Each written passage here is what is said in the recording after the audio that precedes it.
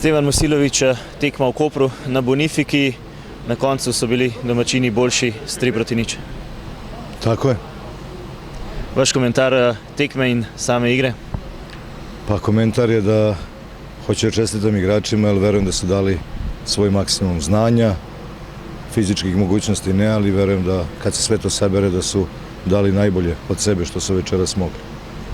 Pomembna tekma za tisto tretje mesto, ki je sedaj na strani Kopra, točko so pred nami, ampak vseeno boj do konca sezone verjetno za to Evropo.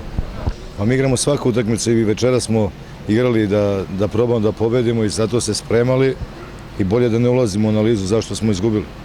Jer kogod je gledao večerašnju utakmicu, sve mu je jasno. Ko se u fudbal razume, njemu je večera sve jasno.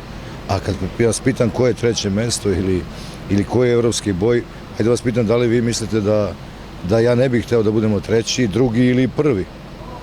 Da li sam ja isti Mojsilović, trener Domžala, isti ovi igrači koji su pobeđivali u Kopru ili tukli Olimpiju, u Kopru ovde, Jesenas ili tukli Olimpiju 2 puta ili u Mariboru i tako dalje.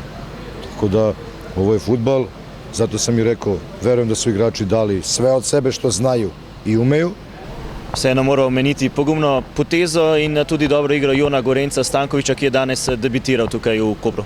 Pa jeste, da ga ne hvalimo previše, hvalili smo i neke mlade igrače Jesenas, 94, 93, 95 godišta, pa nije to baš tako, a sad u nekom daljem razvoju, ali svakako da je on centralna figura što se tiče Domžala i ja mu čestitam na ovom debiju i nisam bio previše hrabar da ga stavim.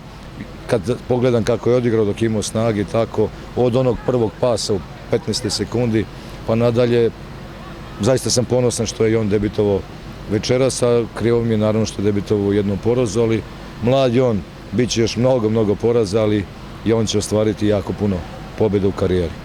Morda samo še kratka napoved do konca prvenstva, 5 tekem v zelo tesnem ritmu, tekme prihajajo na 3 dni. Kaj pričakujete tega zaključka sezone? Pa što bi rekao sportski direktor pre 20 minuta, za 2 dana je nova tekma. I mi moramo, hteli ne hteli, naravno da hoćemo i naravno ne spuštamo glavu, koliko god nam teško bilo, a verujte da nikom nije lako da izgubi, kad za nešto igra, ali nema tu kukanja. Za 2 dana je nova utakmica, da vidimo ko će biti zdrav, ko je možda večeras neku povredu dobio, pa se to sutra pokaže, ko ima kartone. Probat ćemo da u subotu igramo da pobedimo Triglava i onda znamo, imamo još 5 utakmica ovih 17 dana ili koliko je ostalo. To je jak ritam, to je dobar ritam, imamo dosta igrača na broju koji to mogu da iznesu, pa imaju priložnosti, evo videli ste da igraju i večera su igrali neki kao Osmani 90 minuta i tako dalje.